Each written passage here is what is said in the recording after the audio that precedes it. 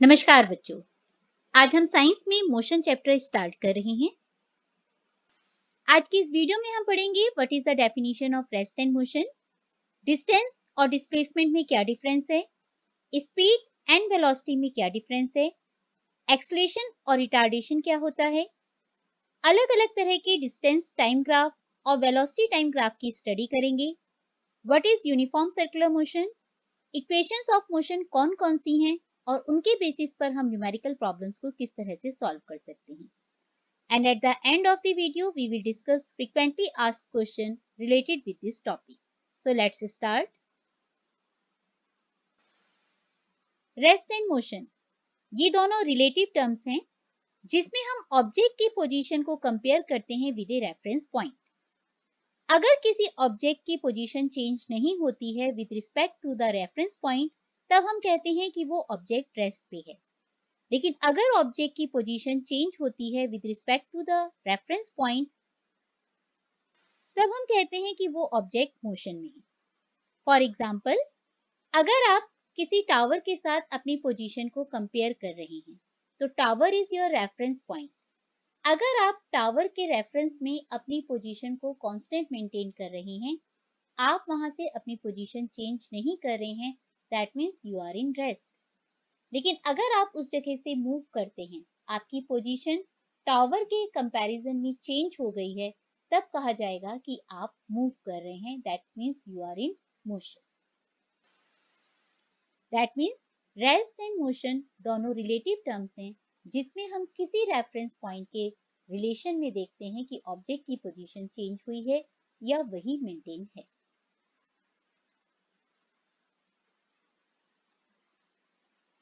Scalar and vector quantity, vector quantity का मतलब होता है इस तरह की क्वांटिटी जिसमें हमें मैग्नीट्यूड और डायरेक्शन दोनों की जरूरत होती है उस क्वांटिटी को एक्सप्लेन करने के लिए।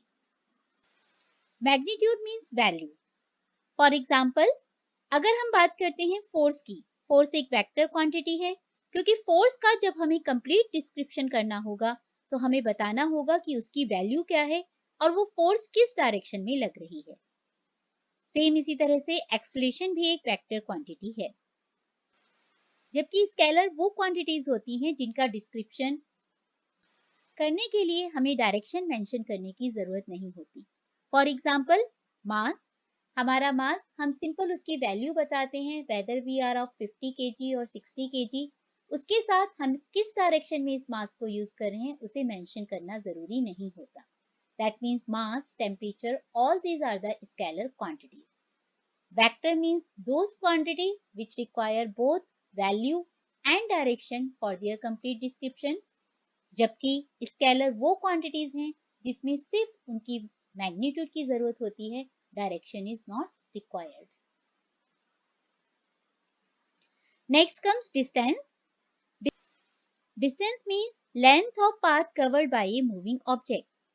मीन्स कोई भी ऑब्जेक्ट चलते समय कितना पाथ कवर कर रहा है, उस पूरे लेंथ को हम कहते हैं उसका डिस्टेंस। डिस्टेंस एक स्केलर क्वांटिटी है जिसके लिए हमें डायरेक्शन मेंशन करने की जरूरत नहीं होती।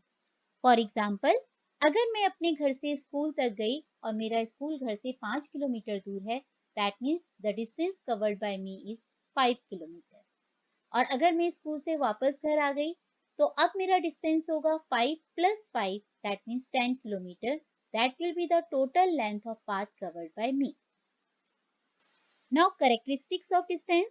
डिस्टेंस कभी भी जीरो में नहीं हो सकता क्योंकि कभी ये पॉसिबल है ही नहीं कि एक बॉडी मूव करे और फिर भी उसकी कोई भी पाथ ऑफ लेंथ कवर्ड ना हो। That means distance can never B zero. अगर एक ऑब्जेक्ट डिफरेंट पाथ्स को कवर कर रही है तो उसका टोटल डिस्टेंस निकालने के लिए हम सिंपली उन सभी पाथ्स के मैग्नीट्यूड को ऐड कर देते हैं। डिफरेंट पाथ्स मींस, मान लीजिए पहले एक बॉडी नॉर्थ डायरेक्शन में गई 5 किलोमीटर, फिर साउथ डायरेक्शन में गई 3 किलोमीटर, फिर इसके बाद again it is moving towards the east 2 kilometre. That means total path length covered will be 5 + 3 + 2, that means 10 kilometre. हम इसमें डायरेक्शन के बारे में बिल्कुल भी ध्यान नहीं रखते हैं, सिंपली अलग अलग जो भी रास्ता उस ऑब्जेक्ट ने फॉलो किया है उसके मैग्नीट्यूड को हम प्लस कर देते हैं and that will give the value of total distance. And distance is a scalar quantity, that means direction is not required. Distance की SI यूनिट है metre. Next comes displacement. Displacement को describe करने के लिए हम दो वर्ड्स को इस्तेमाल कर रहे हैं, initial position and final position. Initial position मतलब जहां से ऑब्जेक्ट ने मूव करना स्टार्ट किया था, एंड फाइनल पोजीशन जहां तक वो ऑब्जेक्ट फाइनली पहुंच गया. और डिस्प्लेसमेंट होता है इनिशियल और फाइनल पोजीशन के बीच का सबसे shortest distance. So displacement is shortest distance from initial to final position of an object. Displacement एक वेक्टर क्वांटिटी है. इट मींस जब हम डिस्प्लेसमेंट कैलकुलेट करेंगे तो उस समय डायरेक्शंस एक बहुत ही इंपॉर्टेंट रोल प्ले करेंगे. Now characteristics of displacement. ये सबसे शॉर्टेस्ट रूट है जो कि कोई भी बॉडी एक गिवन डायरेक्शन में ट्रेवल करती है. एस से हम इसे रिप्रेजेंट करते हैं. वेक्टर क्वांटिटी है.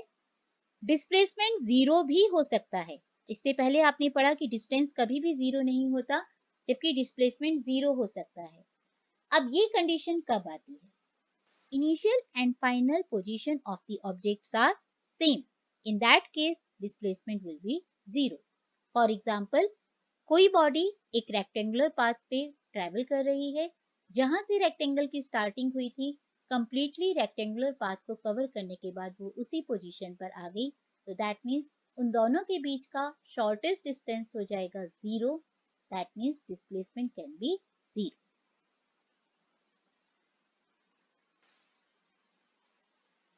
Now the difference in distance and displacement. ये अक्सर कर एग्जाम में क्वेश्चन 3 मार्क्स में आ जाता है. तो डिफरेंस आप टेबुलर फॉर्म में लिखेंगे. फर्स्ट पॉइंट हमेशा डेफिनेशंस होती हैं. तो distance means length of path covered by a moving object in the given time irrespective of the direction. जबकि डिस्प्लेसमेंट क्या है? इनिशियल और फाइनल पोजीशन के बीच का सबसे shortest distance. Second point, distance provides the complete detail of the path taken by the object. जबकि displacement से हमें पाथ के बारे में डिटेल पता नहीं चलता. Third, distance is always positive. जबकि डिस्प्लेसमेंट जो है वो पॉजिटिव भी हो सकता है, नेगेटिव भी हो सकता है और जीरो भी हो सकता है. डिस्टेंस एक स्केलर क्वांटिटी है जिसमें डायरेक्शन की जरूरत नहीं है मेंशन करते समय, जबकि डिस्प्लेसमेंट एक वेक्टर क्वांटिटी है. Next comes speed and velocity. Speed means distance travelled per unit time. कोई भी ऑब्जेक्ट कितने समय में कितना डिस्टेंस ट्रेवल करता है उससे हम मेजर करते हैं उसकी स्पीड. स्पीड एक स्केलर क्वांटिटी है जिसमें हमें डायरेक्शन मेंशन करने की जरूरत नहीं होती. स्पीड का फॉर्मूला होगा speed equal to distance upon time. Velocity, अगर स्पीड किसी पर्टिकुलर डायरेक्शन में हम मेजर कर रहे हैं तब बजाय स्पीड के हम वर्ड यूज करते हैं वेलोसिटी, और उस केस में फॉर्मूला होगा velocity equal to displacement upon time. Displacement means direction के साथ हम वेलोसिटी को ले रहे हैं, तो वेलोसिटी भी एक वेक्टर क्वांटिटी कहलाएगी. Now difference between speed and velocity. Velocity means displacement of an object over a time interval, जबकि speed means distance move by an object over a time interval. Velocity में एक specific direction होती है, speed में कोई specific direction नहीं होती. Velocity का फॉर्मूला होता है डिस्प्लेसमेंट अपॉन टाइम, जबकि स्पीड का फॉर्मूला होता है डिस्टेंस अपॉन टाइम. वेलोसिटी की नेगेटिव वैल्यू भी हो सकती है अगर डिस्प्लेसमेंट माइनस में है, जबकि स्पीड कभी भी नेगेटिव वैल्यू होल्ड नहीं कर सकता क्योंकि distance can never be negative. So all these are the main difference between speed and velocity. Next comes uniform and non uniform motion. Uniform motion का मतलब होता है जब एक ऑब्जेक्ट एकदम सेम स्पीड से चलता है तब हम उसे कहते हैं uniform motion. That means object is covering equal distance in equal interval of time. इस तरह का मोशन हम डेली लाइफ में बहुत ही कम देखते हैं, पर कुछ पेरियोडिक चीजों में हमें इस तरह का मोशन नजर आता है. For example, motion of hands of a clock. Exactly 1 hour में हमारा मिनट हैंड 360 डिग्री एंगल का डिस्टेंस ट्रेवल करता है. Non uniform motion means object की स्पीड लगातार चेंज हो रही है, दैट मीन्स जब ऑब्जेक्ट अनइक्वल डिस्टेंस ट्रेवल करता है in equal interval of time, तब हम उसे कहते हैं वो नॉन यूनिफॉर्म मोशन में है। For example, motion of a car on A busy road. Busy road पे हमारी कार की स्पीड कंटिन्यूसली चेंज होगी। अगर ट्रैफिक कम होगा तो स्पीड बढ़ जाएगी, और जैसे ही ट्रैफिक ज्यादा होगा speed of car slow down हो जाएगी। That means continuously speed is changing and it is showing non uniform motion. Then comes acceleration. जैसा कि आपको मैंने बताया, हमारी डेली लाइफ में हमारे आसपास जितने भी मोशंस हो रहे हैं वो मेनली नॉन यूनिफॉर्म मोशंस हो रहे हैं। नॉन यूनिफॉर्म मोशन में स्पीड चेंज होती है, और इसी स्पीड चेंज को अगर हम टाइम से डिवाइड कर देते हैं तो हमें मिलता है एक नया टर्म जिसका नाम है acceleration. So acceleration is the rate of change of velocity. Rate means divided by time. तो कितनी वेलोसिटी चेंज हुई है इन ए गिवन इंटरवल ऑफ टाइम, इसे हम कहते हैं एक्सेलरेशन। एक्सेलरेशन को हम रिप्रेजेंट करते हैं स्मॉल ए से। इसकी एसआई यूनिट है मीटर पर सेकेंड स्क्वायर। ये भी एक वेक्टर क्वांटिटी है क्योंकि इसमें हम वेलोसिटी का इस्तेमाल कर रहे हैं। एक्सेलरेशन पॉजिटिव होगा अगर हम बात करेंगे in the direction of velocity, लेकिन कभी कभी एक्सेलरेशन नेगेटिव भी होता है, that means it is opposite to the direction of velocity, और तब हम इसे कहते हैं रिटार्डेशन। फॉर एग्जाम्पल, कार की स्पीड बढ़ने की बजाय अगर स्लो डाउन हो रही है तो that means it is showing retardation.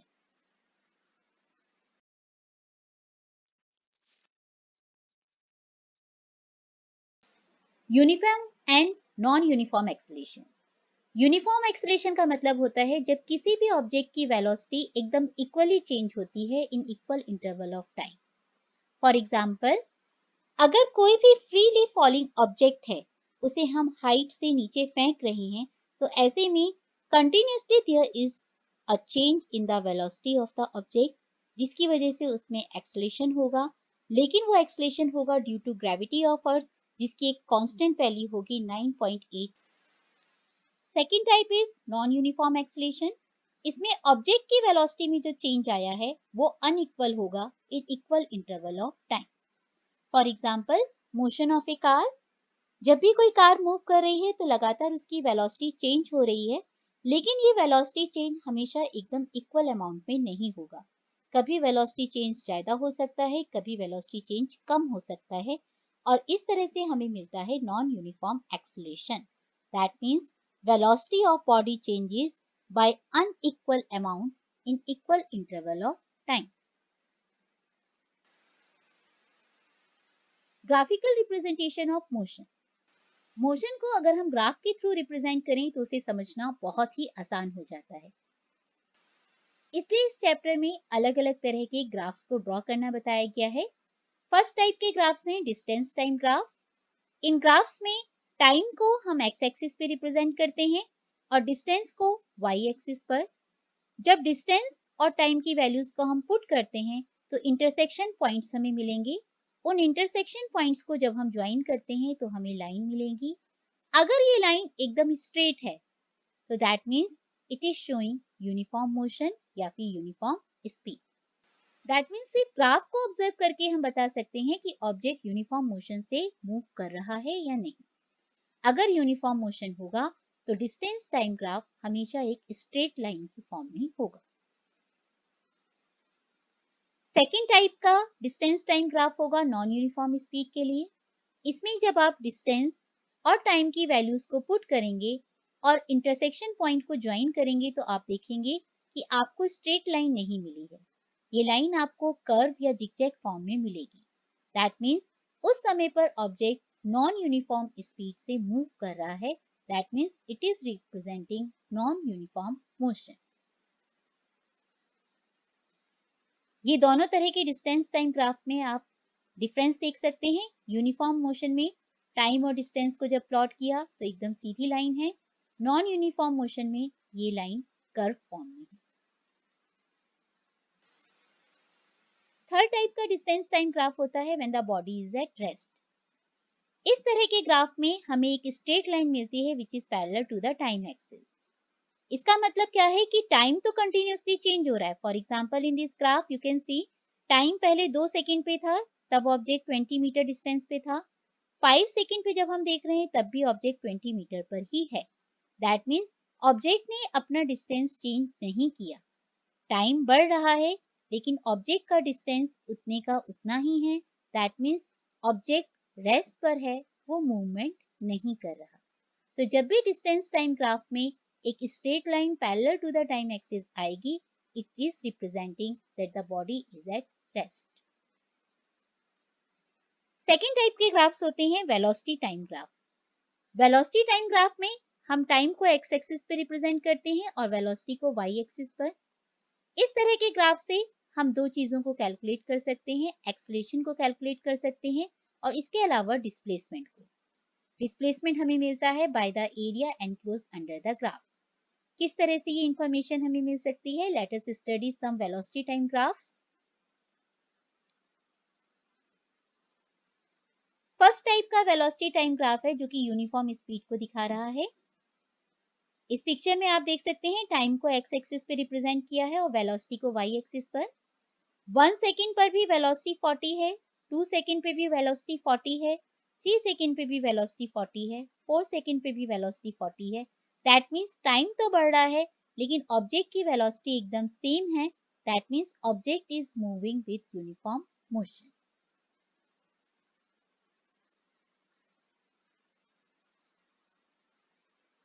Next type का वेलोसिटी टाइम ग्राफ आता है जिसमें यूनिफॉर्म एक्सेलरेशन होता है। इसमें जब आप टाइम और वेलोसिटी की वैल्यूज को पुट करते हैं और जो आपको इंटरसेक्शन पॉइंट्स मिलते हैं, इन्हें ज्वाइन करने पर आपको एकदम सीधी लाइन मिलती है।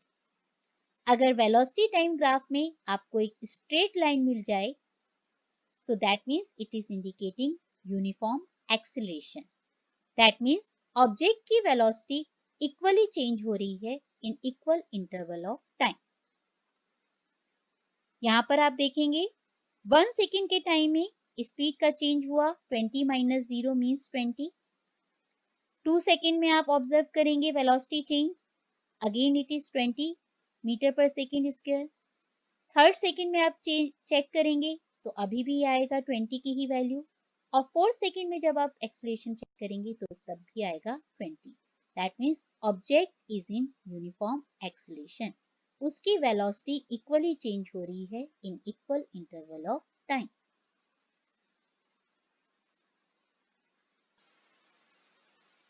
थर्ड टाइप का वेलोसिटी टाइम ग्राफ होता है नॉन यूनिफॉर्म एक्सेलरेशन के लिए। इसमें जब आप टाइम और वेलोसिटी की वैल्यू को पुट करेंगे, इंटरसेक्शन पॉइंट को ज्वाइन करेंगे तो आप देखेंगे आपको एक कर्व लाइन मिलेगी। दैट मीन्स वेलोसिटी चेंज तो हो रही है लेकिन इक्वली नहीं हो रही है in equal interval of time and it will show non uniform acceleration. ये अलग अलग तरह के वेलोसिटी टाइम ग्राफ हैं। अगर velocity time graph parallel to time axis है that means object is in uniform motion. अगर वेलोसिटी टाइम ग्राफ में एक स्ट्रेट लाइन है at a particular angle, it is representing uniform acceleration. अगर velocity time graph में straight line तो है but it is moving from high velocity to the lower velocity, that means object में acceleration की बजाय हो रहा है रिटार्डेशन। नेगेटिव एक्सेलरेशन को हम बोलते हैं रिटार्डेशन, मीन्स वेलोसिटी कंटिन्यूसली कम होती जा रही है।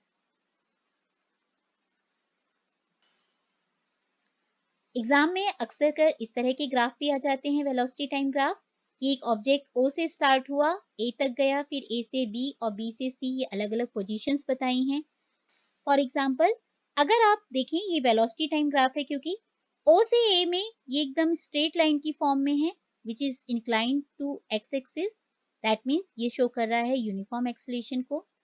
ए से बी में आप देखेंगे एक स्ट्रेट लाइन है which is parallel to the time axis. अगर वेलोसिटी टाइम ग्राफ में टाइम एक्सिस के पैरेलल लाइन होती है तो that means it is showing uniform speed. तो ए टू बी हमारी कांस्टेंट स्पीड है या फिर यूनिफॉर्म मोशन है।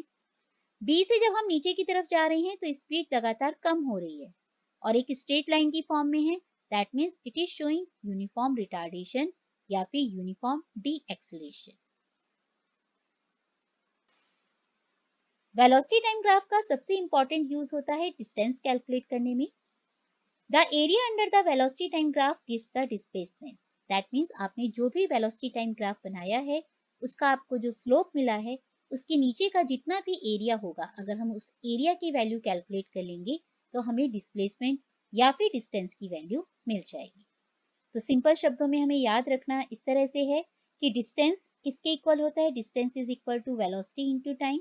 तो वेलोसिटी टाइम ग्राफ में हम वेलोसिटी की वैल्यू को निकालेंगे, टाइम की वैल्यू को निकालेंगे, अगर हम इन दोनों को मल्टीप्लाई करेंगे तो हमें डिस्टेंस की वैल्यू मिल जाएगी। Let us see how we can do it. ये हमारे पास एक वेलोसिटी टाइम ग्राफ है which is parallel to the time axis, मतलब यूनिफॉर्म मोशन को शो कर रहा है। हमसे कहा गया है कि डिस्प्लेसमेंट निकालिए कितना हुआ है फ्रॉम 0 टू 6 सेकेंड। तो 0 से 6 सेकेंड तक का हमने एरिया शेड किया। ये शेडेड एरिया एक रेक्टेंगल की शेप में है।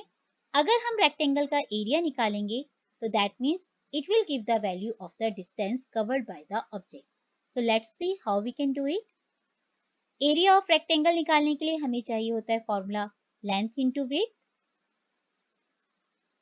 जितना भी ऑब्जेक्ट डिस्टेंस कवर करेगा वो इस एरिया ऑफ रेक्टेंगल के इक्वल होगा। That means distance will be equal to length of rectangle, length है हमारी 0 से 6 तक, that means 6 metre, into width, width हमारी है 0 से 30 के बीच में, तो multiplied by 30, 6 into 30 is equal to 180 metre. That means distance covered by the object will be 180 metre.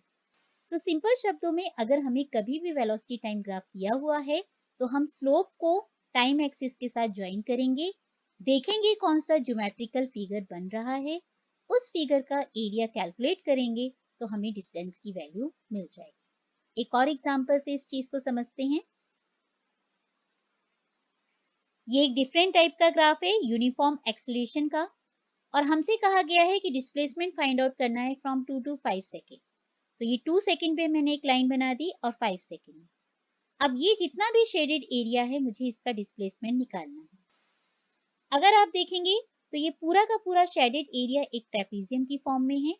अगर मुझे ट्रेपीजियम का एरिया निकालना आता है तो मैं इसका डिस्प्लेसमेंट भी निकाल सकती हूँ। मैथ्स में हम लोगों ने पढ़ा है ट्रेपीजियम का area is equal to half of sum of parallel sides into height. Parallel sides हमारी ये वाली हैं, first side is this, second side is this. इन दोनों की वैल्यू को हम ग्राफ से कैलकुलेट कर सकते हैं। इस पैरेलल साइड की वैल्यू हो गई 20 और इसकी हो गई 50। एंड हाइट, हाइट हमारी ये वाली है ट्रेपीजियम की, तो that will be 2 to 5, that means 3 metre. इन सब की वैल्यू को हम पुट करेंगे तो हमारे पास आ जाएगा एरिया ऑफ ट्रेपीजियम, और ये एरिया ऑफ ट्रेपीजियम हमें देगा value of distance. So distance in that case will be equal to the area of the trapezium. Value put की हाफ इंटू पैरेलल साइड हमारी एक थी 20, एक थी 50, मल्टीप्लाइड बाय 3, हाइट है हमारी। इस पूरे को जब आप सिंप्लीफाई करेंगे you will get distance is equal to 105 metre. This is how we can calculate distance from velocity time graph. Then comes equations of motion.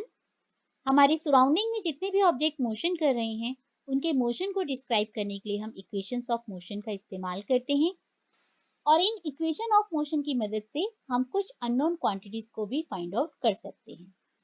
First equation of motion is v equals to u plus at।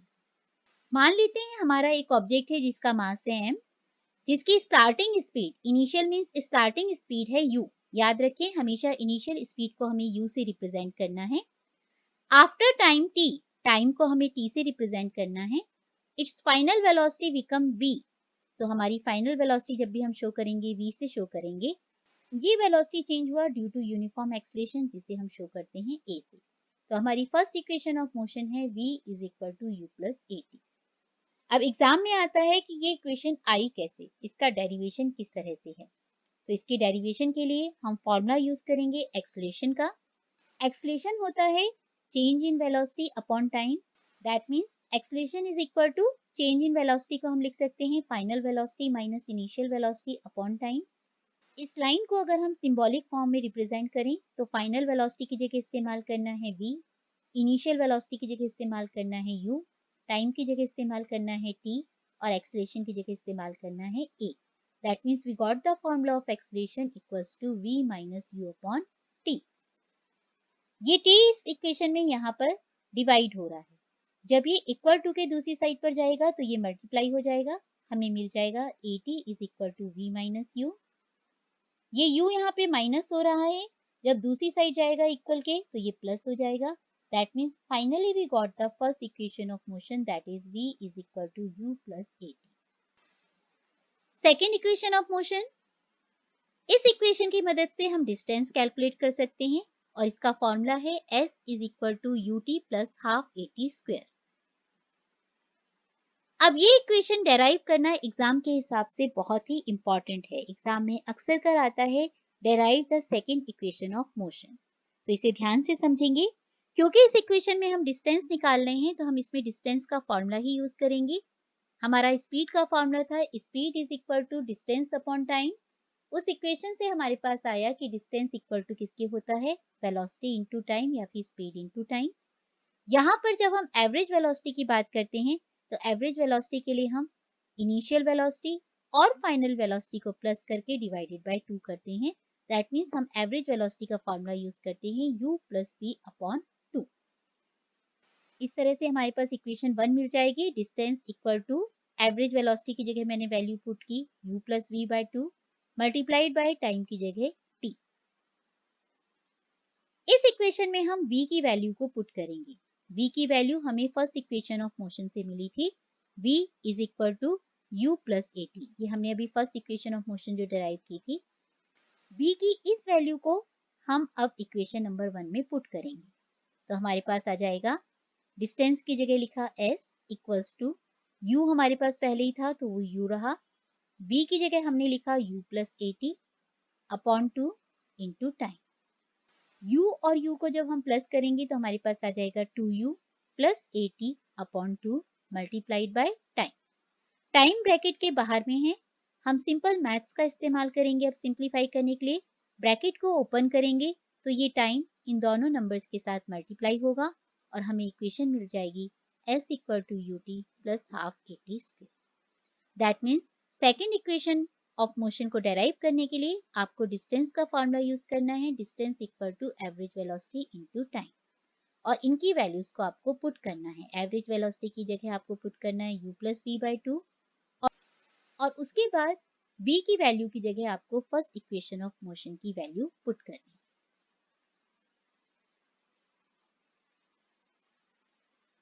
Then comes third equation of motion. Third equation of motion है v square is equal to u square plus 2a। इस equation को derive करने के लिए हम सबसे पहले first equation of motion का इस्तेमाल करेंगे v equals to u plus at, और इस इक्वेशन में हम t की वैल्यू को फाइंड आउट करेंगे।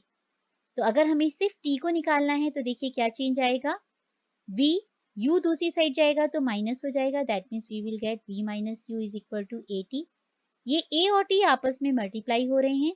अगर आपको टाइम अकेला निकालना है तो a को आप दूसरी साइड ले जाएंगे, ये मल्टीप्लाई हो रहा है a यहाँ पर तो दूसरी साइड जाके ये डिवाइड हो जाएगा।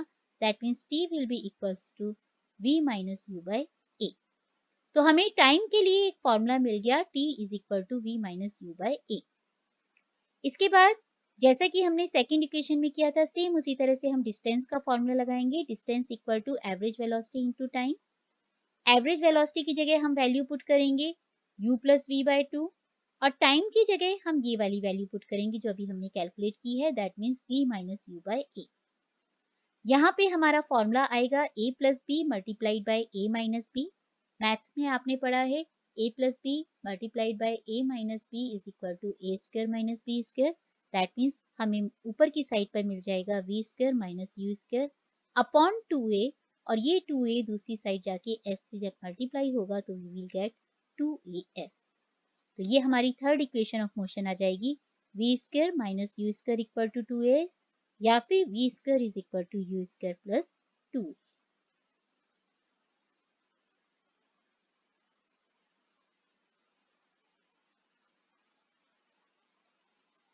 The last topic is uniform circular motion. अगर कोई भी ऑब्जेक्ट सर्कुलर पाथ में मूव कर रहा है विद यूनिफॉर्म स्पीड तब हम उसे कहते हैं कि वो यूनिफॉर्म सर्कुलर मोशन में है। यूनिफॉर्म सर्कुलर मोशन में वेलोसिटी लगातार चेंज नहीं होती, लेकिन फिर भी क्योंकि ऑब्जेक्ट की डायरेक्शन लगातार चेंज हो रही है, इसलिए यूनिफॉर्म सर्कुलर मोशन को हम हमेशा एक्सेलरेटेड मोशन कहते हैं। इसके लिए वेलोसिटी जब हम निकालते हैं तो वेलोसिटी इक्वल टू, जैसा कि हमें फॉर्मूला पता है, डिस्टेंस अपॉन टाइम, लेकिन इस केस में डिस्टेंस इक्वल टू होता है circumference of the circle. Circumference का फॉर्मूला हम यूज करेंगे 2πr। That means circular motion में निकलने वाली स्पीड का फॉर्मूला होगा velocity is equal to 2πr upon t। ये एग्जाम में अक्सर कर क्वेश्चन आता है और इसे ध्यान से याद रखेंगे आप लोग कि जब भी कोई ऑब्जेक्ट सर्कुलर पाथ पे यूनिफॉर्म स्पीड से मूव करता है तो हम इसे एक्सेलरेटेड मोशन कहते हैं, क्योंकि हर पॉइंट पर इसकी डायरेक्शन लगातार चेंज हो रही है। इन इक्वेशन ऑफ मोशन के बेसिस पर कुछ न्यूमेरिकल प्रॉब्लम्स को हम सॉल्व करने की कोशिश करते हैं कि इन इक्वेशन ऑफ मोशंस को हमें इस्तेमाल किस तरह से करना है। First question is a car accelerates uniformly from 18 km per hour to 36 km per hour in 5 seconds. You have to calculate the acceleration. अब देखिए टाइम आपको सेकंड में दिया है और स्पीड आपको दी है किलोमीटर पर आवर पे। तो इसका सिंपल सा तरीका है कि हम स्पीड को मीटर पर सेकंड में चेंज करेंगे। किलोमीटर में 1000 मीटर होते हैं और आवर में 3600 सेकंड होते हैं। तो जब हम किलोमीटर पर आवर को मीटर पर सेकंड में कन्वर्ट करेंगे तो that will be equal to 1000 upon 3600। जब आप इसे सिंपल रेशियो में चेंज करेंगे तो आपके पास आ जाएगा 5 अपॉन 18। तो हम सिंपल सा तरीका यूज करते हैं न्यूमेरिकल प्रॉब्लम्स में। जब भी आपको स्पीड किलोमीटर पर आवर में दी है तो जो भी वैल्यू है उसे मल्टीप्लाई करते हैं 5 अपॉन 18 से। कार की इनिशियल वेलोसिटी थी 18 kilometre per our. Initial velocity को हम u से रिप्रेजेंट करते हैं, that means u is equal to 18 kilometre per hour. और जब मैं इसे मीटर पर सेकंड में कन्वर्ट करूंगी तो 18 की वैल्यू को मल्टीप्लाई करूंगी 5 अपॉन 18 से और हमें फाइनली कट करने पर मिलेगा 5 metre per second. u will be equal to 5 metre per second. Same इसी तरह से फाइनल वेलोसिटी है 36 किलोमीटर पर आवर।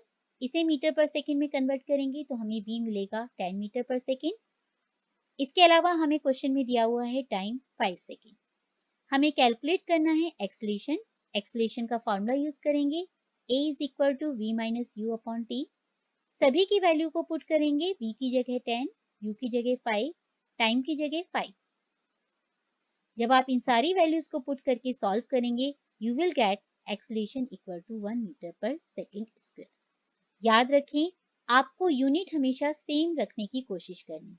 अगर टाइम आपको सेकंड में दिया है तो आपकी स्पीड अगर आप किलोमीटर पर आवर में लेंगे और आंसर कैलकुलेट करेंगे that will be wrong. Let's solve one more numerical.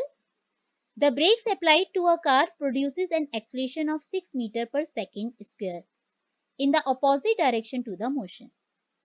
इस क्वेश्चन में कहा गया है कि एक कार में ब्रेक लगाया, ब्रेक की वजह से उसमें एक्सेलरेशन हुआ 6 मीटर पर सेकंड स्क्वायर, लेकिन ये opposite direction to the motion है। दैट मींस एक्सेलरेशन की जगह इसमें हुआ रिटार्डेशन। रिटार्डेशन को हम बोलते हैं नेगेटिव एक्सेलरेशन। दैट मींस जब हम इसमें a लिखेंगे तो a will be equals to -6 metre per second square. Next, if the car takes 2 seconds to stop, 2 second मतलब हमें टाइम की वैल्यू गिवन है, स्टॉप हो गई है, दैट मीन्स उसकी फाइनल वेलोसिटी 0 हो गई है। Calculate the distance covered by the car. Car ने इतने समय में ब्रेक लगाने के बाद कितना डिस्टेंस ट्रेवल किया, इसकी वैल्यू हमें निकालनी है। तो हमें एक्सेलरेशन दिया हुआ है -6 metre per second square as it is opposite to the direction of motion. Time दिया हुआ है 2 सेकंड। फाइनल वेलोसिटी हमने 0 ली है क्योंकि कार स्टॉप हो गई है। दैट मीन्स हमें ये 3 क्वांटिटीज दी हुई हैं। एक्सेलरेशन के फॉर्मूले को इस्तेमाल करते हुए हम u की वैल्यू कैलकुलेट करेंगे। एक्सेलरेशन है -6, फाइनल वेलोसिटी की जगह 0, इनिशियल वेलोसिटी की जगह u ही रखा रहने देंगे क्योंकि हमें इसकी वैल्यू नहीं पता है, और t हमारा है 2 सेकेंड। सभी की वैल्यूज जब आप पुट करेंगे तो आपके पास आएगा -6 equal to 0 minus U upon 2। इसे और सिंप्लीफाई करेंगे तो हमारे पास u की वैल्यू आ जाएगी 12 मीटर पर सेकेंड। u की वैल्यू को हम सेकंड इक्वेशन ऑफ मोशन में पुट कर सकते हैं और डिस्टेंस को कैलकुलेट कर सकते हैं।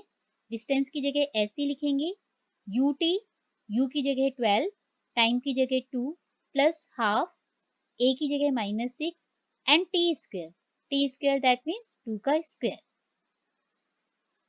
तो हमारे पास फाइनली ये वैल्यूज आ जाएंगी 12 इंटू 2, ब्रैकेट में ही लिखेंगे, फिर बाद में सिंप्लीफाई करके ब्रैकेट्स को ओपन करेंगे, plus half of -6 into T का स्क्वायर है, इसलिए मैंने टाइम को 2 बार मल्टीप्लाई किया है। मैथमेटिकली जब आप इसे सॉल्व करेंगे पूरा, तो you will get the value of distance equal to 12 metre. At the end of the video, let us discuss some frequently asked questions.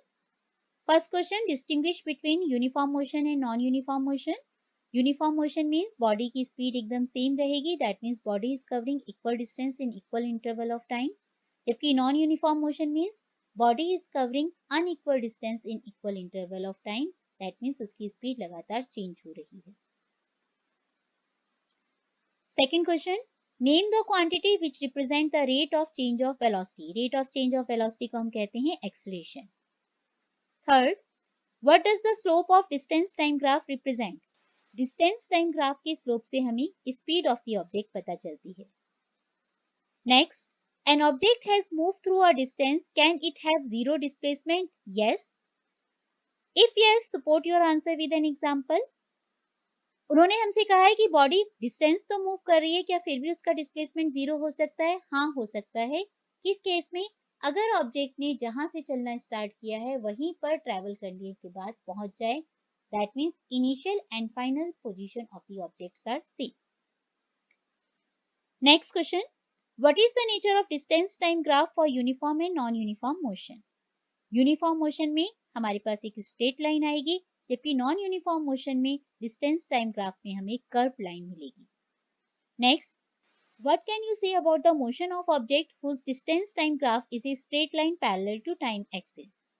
अगर डिस्टेंस टाइम ग्राफ की line parallel to time axis आ रही है, इसका मतलब समय के साथ साथ ऑब्जेक्ट का डिस्टेंस सेम रहा है, दैट मीन्स ऑब्जेक्ट मूव नहीं कर रहा है, means body is at rest. Last question is a numerical problem. इसे आप लोग खुद सॉल्व करने की कोशिश करें. इस क्वेश्चन में क्या क्या वैल्यूज आपको पुट करनी है, इसका मैं आपको हिंट दे रही हूँ. अ बस स्टार्टिंग फ्रॉम रेस्ट, इस लाइन का मतलब है कि उसकी इनिशियल वेलोसिटी 0 थी, दैट मीन्स आपको u0 लेना है. Move with uniform acceleration of 0.1 metre per second square, that means ये आपकी a की वैल्यू है, a is equal to 0.1 metre per second square for 2 minutes. Time आपका 2 मिनट्स है.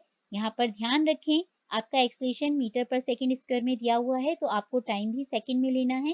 तो आपकी टाइम की वैल्यू होगी t is equal to 2 multiplied by 60, that means 120 seconds. Find the speed, आपको v निकालना है, एंड द डिस्टेंस ट्रेवल, जिसके लिए आप इक्वेशन ऑफ मोशंस की मदद से वैल्यूज को निकाल सकते हैं. So try it on your own. आज की वीडियो में इतना ही. आपको ये वीडियो अच्छा लगा हो तो इसे लाइक करें, सब्सक्राइब करें एंड शेयर करें. Thank you.